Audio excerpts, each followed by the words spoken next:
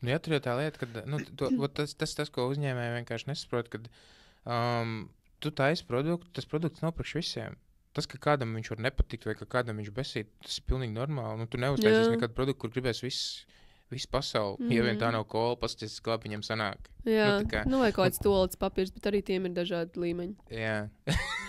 jā, kā, būs kaut kāds viens, kurš vienam patīk, otram nepatīk. Jā, tas ir tas, kad cilvēki vienkārši... Es saku, viņiem ir sajūta, ka man ir tas produkts, un man visiem jāuzbāžās. Nē, tev nav visiem jāuzbāžās. Tev jāatrod cilvēku grupa, kuram tas, ko tu piedāvā, reāli ir vajadzīgs. Kā atrast to grupu? Ja to tā uz ātro, ok, interesanti, jā, man jāatrod. Kāds būs noteikti no tiem, kas klausās šo podcastu?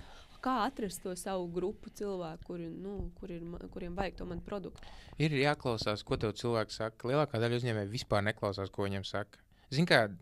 Vienkārši, ja tu viņam paprasti, kas ir tavs mērķa klients, viss, kam ir nauda. Come on, tas ir tavs mērķa klients. Es gribu pirktspējīgas sievietes, kuras no 35 līdz 45, kurām ir bērni. Ok, ko tu vēl pa viņām zini? Jā. Ko viņas ikdienā dara? Cik daudz laika viņas pavada bērniem? Vai viņas kaut kur strādā, vai viņas ir viens pašs vai ar vīru? Šis pārāk daudz jautājumu. Jā, vienkārši, nē, bet es negribu iedziļināties tādās lietās. Es negribu zināt, kur viņi strādā. Tā nav man darīšana vai kaut ko tādu. Jo vairāk tu par to cilvēku zinās, jo labāk tu sapratīsi, kā ar viņu norezonēt. Bet lielākā daļa aprobežojas. Mēs gribam tā virspusēja. Jā, tur vienkārši, man vajag cilvēks, kas gatavu šito pirkt. Ja tu gribi cilvēks, kur gatavu to pirkt, tad vienkārši atver vaļā Facebook, uzliec 30 līdz 60 gadīgi, ieliec Facebookam vienkārši 10,000 budžetu mēnesī un pārdod. Tu reāli pārdosi. Tev sanāks kaut kas, vai ne? Bet tas, cik daudz tur dabūs atpakaļ un cik ātri, tas, protams, būs laika jautājums. Bet vienkārši iedziļināties, klausīties, ko tev saka, prasīt saviem klientiem, kas tev visvairāk patika, ko tu gribētu pamainīt. Bet neviens jau tādas lietas nedara, tāpēc, ka neviens negrib dzirdēt, ka pasaka par tavu produktu, cik viņš liels tur ir vai kaut kas tam līdzīgs. Tā. Bet ir arī gadījumi, kad ir klienti, kuriem tev nevajag strādāt. Ritīgi daudz tur ieberzīsies. Kad būs cilvēki, kuriem tu sāksi strādāt, beigās paies laiks un sapratīs, ka pļāviens, ko es izdarīju nepareizi. Un tad tu vienkārši mēģini pats iemācīties, saprast, ar kuriem tu gribi strādāt, ar kuriem negribi. Bet te ir tas, ko es tev teicu, problēma ir tajā, kad vienkārši cilvēks ir izmisumā, ka viņam ir jāpārdod. Ka viņam vajag to ienākumu. Jā, viņam vienkārši vajag. Bet tad, kad tev ir tas saucamais, tas vienkārši tas take it or leave it, tā, vai ne? Tas... enerģija tā no tevis, jā. Jā, tad vienkārši, ok, ja tev nevajag viss kārtībā. Das vidaņiet, means goodbye. Es nezinu, vai tu zinās uz šo atbildi, bet man liekas, tā ir ļoti daudziem uzņēmējiem, un vai tā ir tiešām tikai sajūta, ka man ir jāpārdod, jo es nezinu, man savādāk nebūs naudas. Jā. Vai arī tā ir tāda, vai tā ir sajūta, vai tas ir tiešām tā arī ir. Jo tu rekur strādā arī, viņi tev var pateikt, ka man nav tik pietiekami daudz naudas, lai tevi nolīgtu. Vai tas tiešām tā ir, vai arī tas ir tāds mindsets uz knapināšanos, uz vienkārši visu laiku defaultā teikt, man nepietiek tam. Jā, tas, ka tu saki visu laiku, tev nepietiek, tas jau ir tā domāšana, uz kur tu vienmēr eji. Ja tu meklēsi risinājumus, ja tu sev visu laiku teiksi, ka tev visam pietiek, tad tev arī pietiks. Zini kā, tas, lai arī cik klišejis tas saucamais mindsets vai tā domāšana neizklausīsies, bet tā ir. Nekā cita jau nav. Vienkārši vai nu tu domā, ka tu kaut ko var mainīt, vai nu tu domā, ka tu kaut ko nevar mainīt. Jo tas, ko es starp sievietēm uzņēmējām bieži vien dzirdu, ir par reklāmām, pieņemsim, kad, bet nē, man tam nav naudas. Tāda. Tavs rādījus ir apmēram 5 km, pieņemsim tavam pakalpojumam. Ja? Yeah. Ieliec Facebookā reklāmu pa 10 eiro uz brīvdienām. Ja? Tur kaut kā 2-3 tūkstoši, man liekas. Tāpēc, ka es pat esmu no tiem, kas mazās reklāmas, mazos budžets liek. Yeah. Tāpat kaut kā 2-3 tūkstoši. Tad tajā rādījusā tur tik daudz cilvēku nedzīvo. Yeah. Un manuprāt, ka tas ir bieži, tāpēc, ka tu pat nezini to lietu, kuru tu esi tikai dzirdējis, ir kaut kādas Facebook reklāmas, un tad tu dzirdi, ka tā kā tu saki, tur liec 10 štukas, tad tev liekas, tur jau jāliek 10 štukas.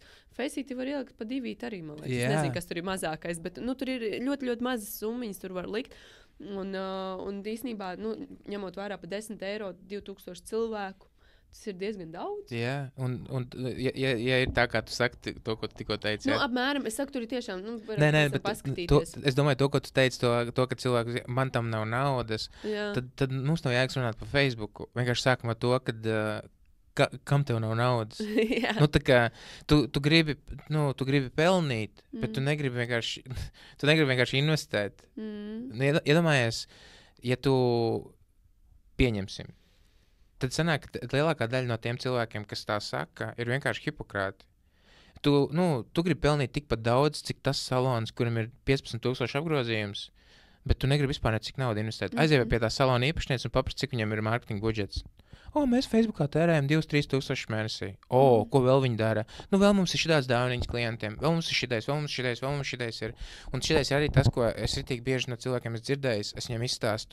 Skaties, kur ir šitāds ten tāda sistēma, šitāds ten ir budžets, kur te Facebookam šitik ten daudz. Baigi dārgi. Bet viņi domā no pozīcijas, kurā viņi tagad ir. Pieņemsim, tas salons apgroz, piemēram, 5,000, un viņam reāli nav nauda tam budžetam. Bet ja tu gribi pelnīt 10, tad salons, kurš apgroz 10, ir budžets, piemēram, tur nezinu, 500 eiro kaut vai. Bet tu pieņem lēmumu no brīža, kurā tu tagad atrodies, nevis no tā, kur tu vēlies būt. Un šitais, starp citu, tā kā es strādāju tajā pārdošanā, ka es mēģināju tās 100 štukas dabūt, man visu laiku bija tāda mantra galvā. Es gribu pelnīt 10 štukas mēnesī, es gribu nopelnīt 10 štukas mēnesī. Katru reizi, kad es negribēju taisīt follow-ups, es vienkārši domāju, ko darīt čuvaks, kurš pelnīt 10 štukas mēnesī. Viņš taisītu follow-up, viņam būtu pilnīgi pie pakaļs, kā viņš jūtās šajā brīdī, viņš vienkārši taisītu follow-up. Un tad arī ar sakostiem zoliem, lai arī cik ļoti es negribētu, es vienkārši tajā vakarā pēc visām tām sarunām follow-up stājas. Vēr vaļā savu Google to tās, kas tajā laikā bija un vienkārši. Jo tu esi tas, kas tu šobrīd esi, tu esi tas, kas tu šobrīd esi. Un, ja tu gribi kaut ko tālāk un vairāk, tev ir pavisam citam. Un te īstenībā man arī jautājums, jo man sanāca pagājušā gada runāt ar vienu sievieti arī, kur, es pastījos viņam tur gan Instagram kontus, gan vēl tur sociālās mēdīs, un es teicu viņai, tev jāsāk sevi attīstīt, jo tas produkts tur, tas tāds, bet, tā kā sevi, kā seju, kā personību tajā, ielikt iekšā, jo viņam ģimenes uzņēmums, tāds vai tur, kur ir cilvēku sejas, tur, kur var redzēt, un tas arī iet tajā stāstā. Vai tev tas šķiet, pareizi, vai arī tas ir pārdošanai vajadzīgs, vai arī tikai var visu laiku maukt produktu? Ņemam vērā to, ka tas ir ģimenes uzņēmums, kur ir tas stāsts ar to, ka mēs arī ar to daļai pārdodam, atbalstat mūsu ģimeni. Jā, ģimene viennozīmīgi. Pa ģimeni runāt par cilvēkiem, kas ir tajā, vienkārši tas ir pierādījies, man liekas, pēdējos, es nezinu, ja tagad tiktu kā apskaties, kas tur notiekās. Cilvēkiem vienkārši vaimt gribās no tā tavu produktu, ja tu viņus laiku bāzi sejās. Atver vaļā Red Bull, parāda, kur ir Red Bull buņģi viņam Instagram kontā. Vai ne? Nevienu buņģi tu tur neatradīs. Šis īstenībā ir tik perfekti, kā tu pateici, jo Red Bull ir vispār, kas viņa lielākā reklāmas kompānija pasaulē. Jā. Viņi vienkārši ir mēdīja kompānija, kuriem kaut kur fonā ir piesiets enerģijas dzēriens. Katru reizi, kad domā par enerģijas dzērienu, kurš ir pirmais, kas tev iešojās galvā? Jā. Tu ej kafejnīcā. Pienāk viesmīlis prasa, ko dzersi? Tev nav ēdienkārta. Kas ir pirmais dzēriens, kas tev ienāk galvā? Ja kafejnīca kafija. Kafija, labi, kafija, daudz teiks droši vien, pieņemsim, vienalga atnes kaut kādu kafiju, baltu melnu, kola. Vienkārši kolai, kola ir dzēriens, kurš vienkārši tev galvā sēž. Un tikai visu laiku tas mārketings, tāpēc, ka tev rada sajūtu. Un tieši tas pats arī par tiem produktiem. Cilvēki negrib iet skatīties tavā Instagramā kaut kādu top shop žurnālu. Viņi iet skatīties uz citiem cilvēkiem, ko dara man draugi, radi paziņas, scrollo, vienkārši skatās kaķu video un tā tālāk. Un tad tu visu laiku, tu tur fočēs to savu produktu bildi 20 reizes dienā. Es ar slotu. Jā. Es starp citu šodien, es sev uzliku, jo redzēju, grupā es uzliku sev challenge, līdz gada beigām katru dienu Instagramā laivā un TikTokā laivā. Ieiet, un es teicu šodien, labi, man šodien visu dienu podcasts jāraksta, jāieraksta agrāk, tā kā jāiet tajā laivā. Man tur prasīja kaut ko par matiem. Vai mazgāšu matus kopā? Vienkārši ielieku statīvu vannā, mazgāju matus. Man laivā bija tikpat daudz cilvēku un komentāru, kā tad, kad es kaut ko mācu stāstu vai mācu meditāciju. Kroķis var vienkārši arī mazgāt matus. Yeah. Un pēc tam man vēl atnāca vēstulīts. Un man atnāca superīgs piedāvājums uz matu procedūru. Es šo saucu par score. Jā.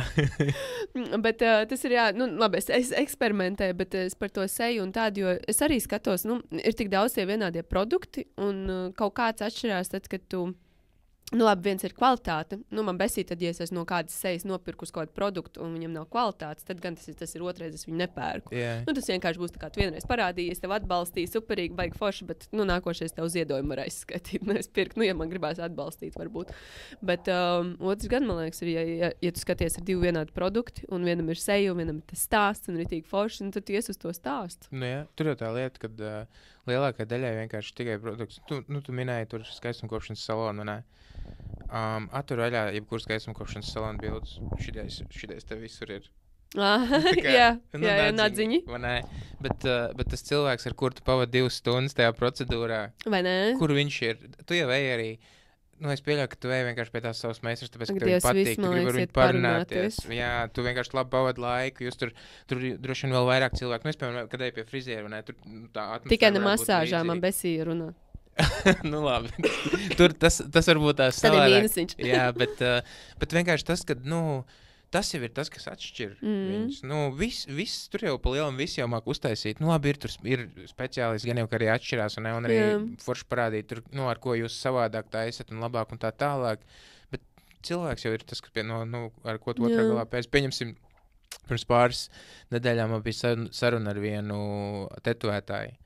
Viņš vienkārši ir tik smieklīgi.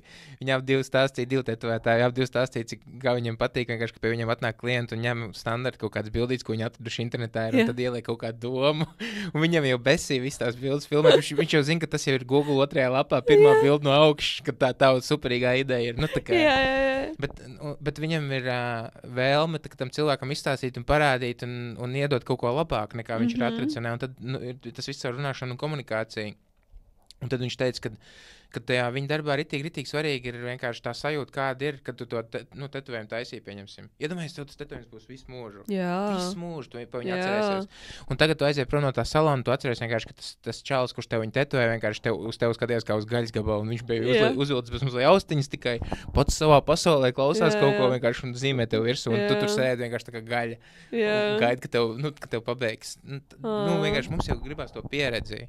Un tas ir tas, kas arī, man liekas, par ko daudziem jādomā, nu tā kā tiem visiem pakalpojumu sniedzējiem vienkārši radīt foršu pieredzi, lai cilvēkam patīk. Tas, ko tu iepriekš arī teici par tiem 2 saloniem salīdzinot, ok, es gribu būt tas salons, kurš pelna 15 štukas, ja vai tur, nu šobrīd tu esi uz 5, un tad tas salons iegultu reklāmās, bet to, ko tālāk vēl pateici, ja par lietām, ko cilvēki ļoti bieži nedomā, ja tur ir dāvaniņas, tur ir izsūta kaut kādas, es nezinu, īpašos piedāvājums vai kaut tā ir daļa no tās visas, tā arī ir pārdošana, par ko cilvēki viņas, pārdošana, fuj, tagad tev dāvaniņu iedod, tas man patīk, tas ir tik forši, tas ir pārdošana, tāpēc, ka es tev iedodu dāvanu, es tev iedodu bišķiņu dāvaniņu, tāpēc pēc tam tu atnāc uz salonu un nopērc tur vēl. Tev gribās dot atpakaļ.